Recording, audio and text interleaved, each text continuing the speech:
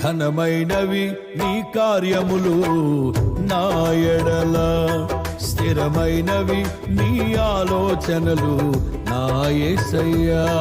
ఘనమైనవి నీ కార్యములు నా ఎడల, స్థిరమైనవి నీ ఆలోచనలు నా యేసయ్యా.